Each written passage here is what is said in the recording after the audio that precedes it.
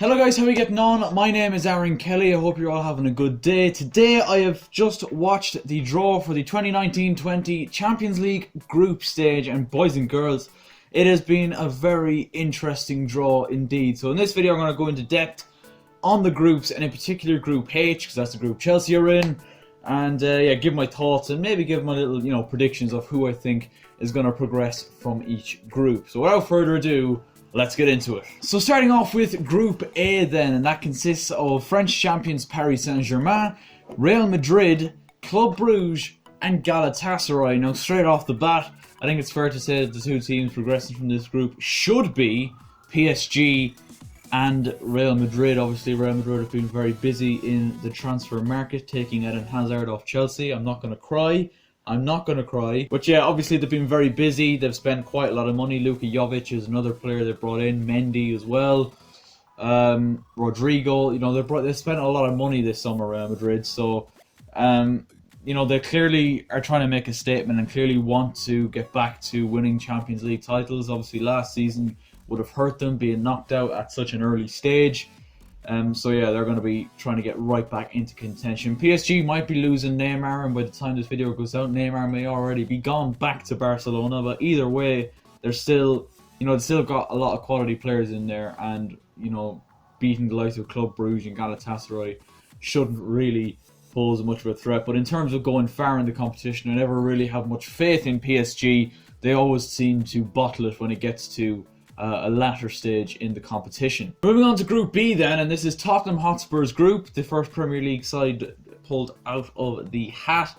And their pot 1 side in this group is Bayern Munich, and also in the group they have Olympiacos and Red Star Belgrade. Now I'm sure Mauricio Pochettino will be absolutely delighted with this group, simply because I do think Bayern Munich are very beatable, and they showed that last season. Liverpool obviously made absolute bits of them, but there's been a sharp decline in the last couple of seasons with Bayern Munich. They've been an ageing squad.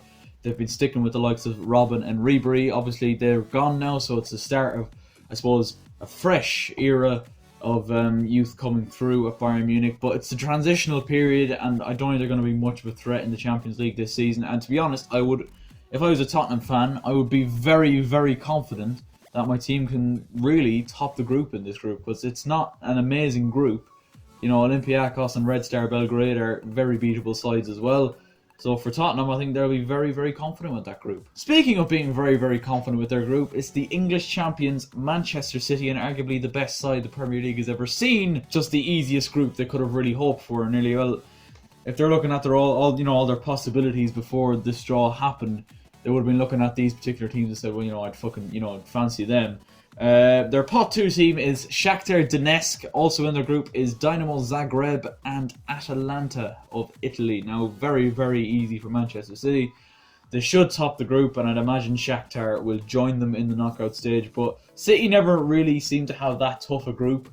But, without a doubt, 100% they will be very, very happy with the group they've been drawn with this particular year. On to Group D then, and Cristiano Ronaldo will be returning to Madrid to face Atletico Madrid in the Champions League group stage. Juventus have drawn Atletico, Bayer Leverkusen and Lokomotiv Moscow. A very decent group. Bayer Leverkusen, no slouch of a side either. It'll be a tough group for Lokomotiv Moscow. Obviously a lot of nice away days for the fans there, but they won't be expecting much more than just competing in the group stage this year, I'm afraid. But yeah, Juventus and Atletico Madrid, two very, very strong sides. They both added to their squads this summer. Obviously Juventus have brought in the likes of Adrien Rabiot and Aaron Ramsey from Arsenal as well. So there's obviously Matthias de Ligt was another big one they brought in from Ajax. So they're going to be strong again.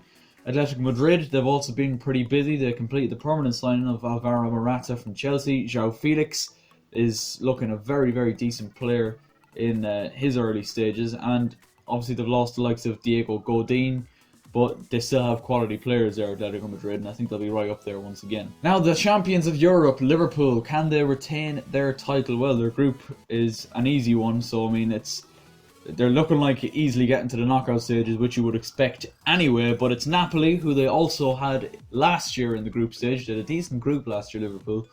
Also there is Salzburg and Genk. not an awful lot of threat for Jurgen Klopp's men. He'll be very happy with that group indeed. On to Group F and the Group of Death. There seems to be a Group of Death every single season. It's Barcelona alongside Borussia Dortmund, Inter Milan, and Slavia Prague. Now, Slavia Prague, Chelsea actually played Slavia Prague in last season's Europa League, and they were all right. They weren't particularly great, but they weren't awful either. But they'll be looking at this group going, oh wow, what's the point? Again, it's similar to Lokomotiv Moscow in Group D. They'll be looking at saying there's a nice couple of away days there to Milan, to Barcelona, to Dortmund. You know, they'll be happy in that regard, but they won't be holding out much hope in, you know, actually progressing to the knockout stages. Group G, and probably the shittest group in the whole tournament, sees Zenit St. Petersburg as the top seeds. Also there are Benfica, Lyon, and RB Leipzig. It'll be interesting to see. That group could be a very interesting one. Even though Zenit are the top seeds in the group, you wouldn't put it past any one of the other three to progress, to be honest, or even top the group. Benfica are always a decent enough side. Lyon have looked decent in the last couple of seasons. RB Leipzig as well might be a bit of a dark horse for that group in pot 4. So it should be an interesting group. Not the most exciting group, but intriguing to see who progresses nonetheless. And now, boys and girls, we move on to Group H. Frank Lampard's Chelsea. We were the pot 1 for this season's Champions League after winning last season's Europa League. And in our group, we have Ajax, Valencia, and Lille. Now, I think overall, Chelsea fans will be quite happy. Ajax, obviously, you know, a pot 2 team that did so well last season to get to the semi-finals, and obviously they've lost quite a few players during the summer. I've already mentioned Matthijs de Ligt in this video. Another one was Frankie de Jong. He departed for Barcelona. So they're obviously 2 massive players in the spine of their team last season, Ajax. But again, they'll be a threat. They have a lot of decent players there. Obviously, Neres looked very good last season. Dusan Tadic looked like his former self times about fucking 4. You have Ziyech on the wing as well. Kasper Dolberg up front. You know, they have a few very good players. Ajax, still a decent young team, and not to be underestimated by Chelsea by any stretch of the imagination. Also, there is Valencia. Now, they were knocked out last season in the Europa League semi-finals, I believe, by Arsenal in quite a high-scoring aggregate game. Won't be the best defensively, I should imagine, but going forward, they might be a bit of a threat. So I'm looking forward to seeing how we manage against them. Obviously, we played them in the Europa League in 2011-12, which, oh, surprise, surprise, Aaron's mentioning the year Chelsea won the Champions League. But yeah, they were in our group that year. So they were, and they were a tough outside. We actually lost to them at the Mestalla that year. But, you know, they consistently have a strong enough team. Also there is Lille. Might be a bit of a dark horse in this group, but overall, I am pretty happy with that group. A few nice away days for the Chelsea fans, obviously. Amsterdam, Valencia, Lille, I'm sure is beautiful as well. But I don't think Chelsea will be overly worried, but you can't go into these kind of competitions overly cocky and overly confident either. Without a doubt, I'm sure Frank knows he's a smart enough fella. He won't underestimate any of the teams in this group, and he'll know how well Ajax did last season. Obviously, as I mentioned, they've lost possibly their 2 main players from last season, but he'll still be wary of the rest of the squad. You know, the 2 players don't make up a whole team. You know what I mean? And it will be interesting to know if you took De Jong and De Ligt out of that Ajax team last season, would they have made it as far as they did? Maybe, who knows? But for sure, I'm happy with the group.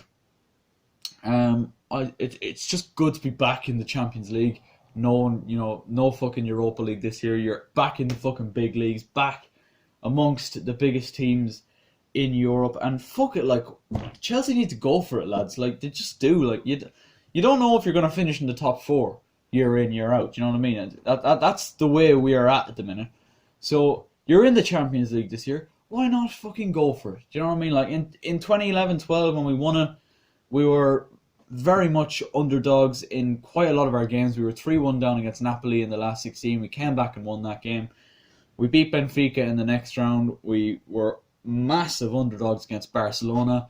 And obviously there was the 1-0 win at Stamford Bridge and the brilliant night at the Nou Camp. And then we were underdogs once again for the final against Bayern Munich in their own backyard, and we did that as well. Now, I think my favourites for this season's competition, I want to say Man City, but like, I don't know, just teams like Liverpool, they tend to, really fucking go for it on the big nights. Barcelona will be strong, especially if they re-sign Neymar. I'm still questioning their defence, which is shocking.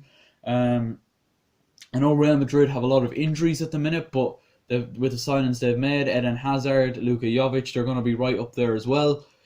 They're going to be very good going forward. Tottenham, why not? I mean, they got to the final, so why the fuck not? But as I've said, lads, for Chelsea, the goal for us, just fucking go for it. Go for it. Get out of the group stage, see where you're at that point, and fuck it, like, try and get a decent run. It'd be unbelievable if we got a nice little run in the Champions League. But yeah, I'm very much looking forward to it. Let me know your thoughts on the Champions League group stages in the comment section down below. Leave me your predictions. Who is going to win this season's Champions League? Let me know. I want to know all your predictions in the comment section down below. Subscribe if you're new, and I will catch you later.